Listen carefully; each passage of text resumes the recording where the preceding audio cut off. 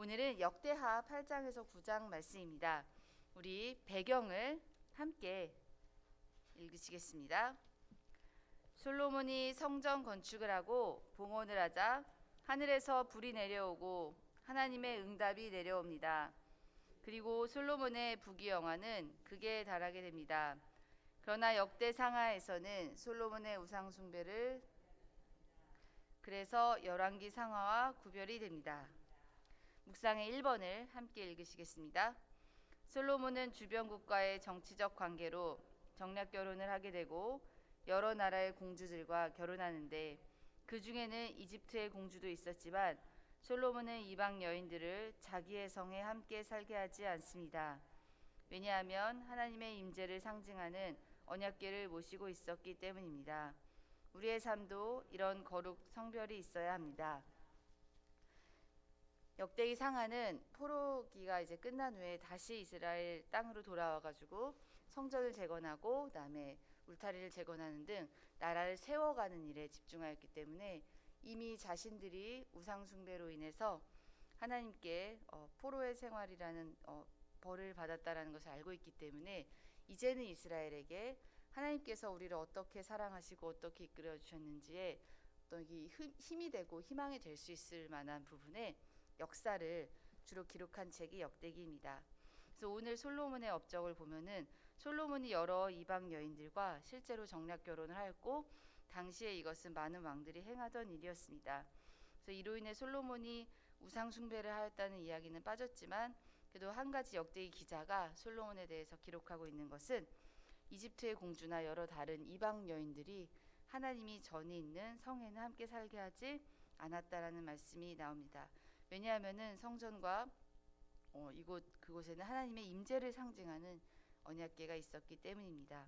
그래서 우리의 삶에서도 하나님이 임재하는 하나님이 거하시는 우리의 거룩한 몸인 이 우리의 교회 된 우리의 몸을 거룩하게 성별하는 일에 우리도 힘을 써야 할 것입니다. 묵상의 2번을 함께 읽으시겠습니다. 성전이라는 건물보다 더 중요한 것은 신앙생활이겠지요. 솔로몬은 건물보다 예배의 핵심을 둡니다. 그래서 모세가 명령한 것을 따라 매일 드리는 제사로부터 절기에 이르기까지 철저하게 지킵니다.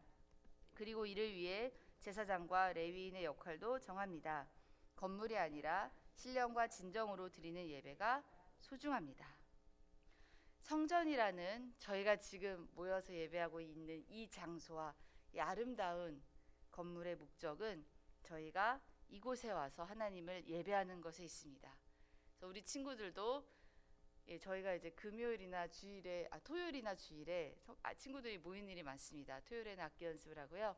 주일에는 예배를 드리고 자 얘들아 이제 끝났어 가도 돼 이러면 저희 아이들이 안 갑니다. 한 30분 정도는 더 있다 가는데 이 공간이 우리 교회가 불편했다면 아이들이 그랬을까요? 요즘 정말 즐거운 것이 넘쳐나는 이 세상인데 우리 아이들이 꼭 끝났어 하면 3, 40분을 더 있다가 갑니다.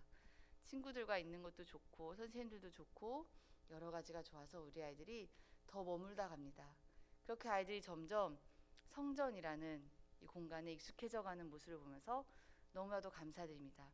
또 아이들이 기도하는 것을 배우고 예배드리는 것을 배울 때마다 정말로 너무나도 감사합니다. 그래서 우리 친구들이 오늘 말씀을 통해 꼭 알아둬야 되는 것은 이렇게 우리에게 아름다운 성전을 주신 하나님이 우리 교회에 나와서 가장 원하시는 것은 아름답게 예배를 드리는 것입니다. 그래서 우리 친구들이 교회에 처음 나온 친구들도 또 많고 부모님이 신앙생활을 하지 않는 친구들도 있습니다.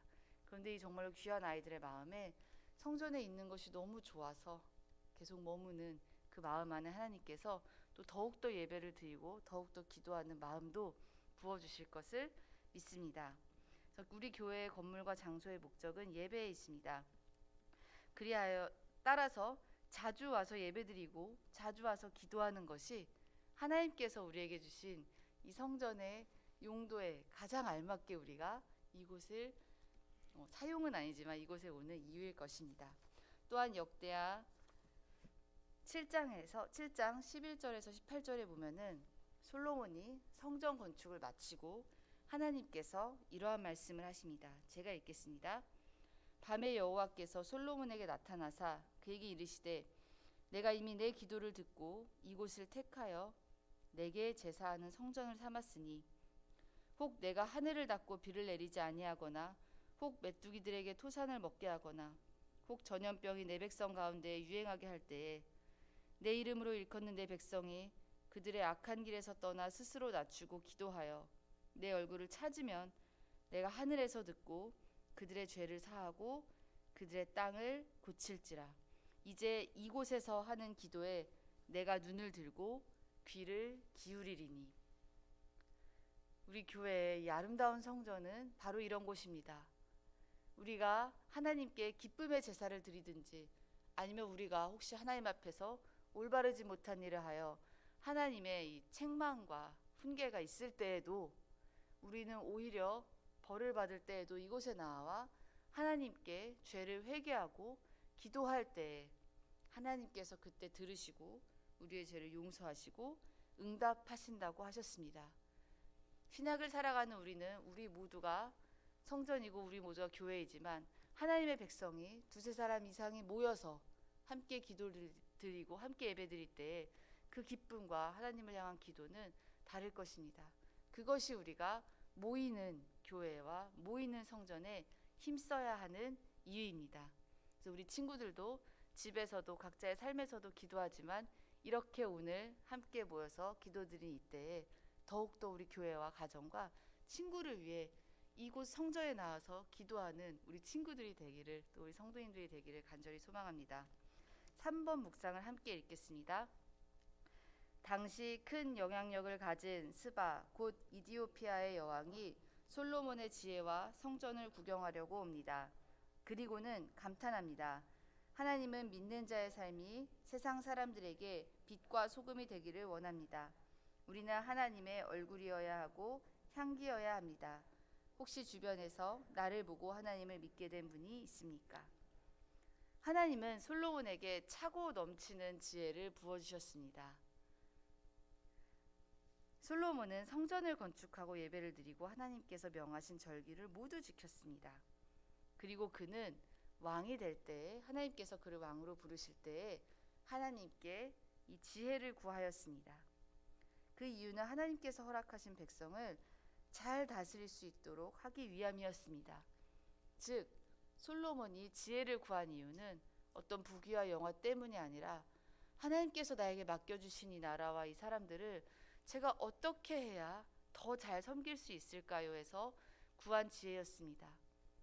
하나님은 그리하여 그 마음을 참 아름답게 보시고 넘치는 지혜를 부어주셨습니다. 지금 솔로몬이 누리고 있는 모든 부귀와 영화는 하나님께서 이 마음을 따라 주신 것입니다.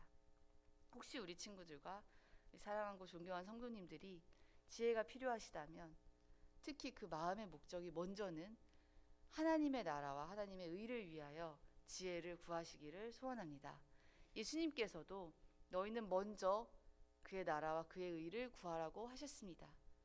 우리 친구들이 앞으로 살아가면서 여러 가지 지혜와 또 지식이 필요할 텐데 우리 친구들은 먼저는 내 욕심 때문이 아닌 하나님께서 주신 나의 이 생활과 삶과 나의 이 모든 것을 어떻게 하면 하나님께서 허락하신 일을 위해서 잘 쓸 수 있을까를 위해 지혜를 구하는 우리 친구들이 자라난 친구들이 되기를 소원합니다.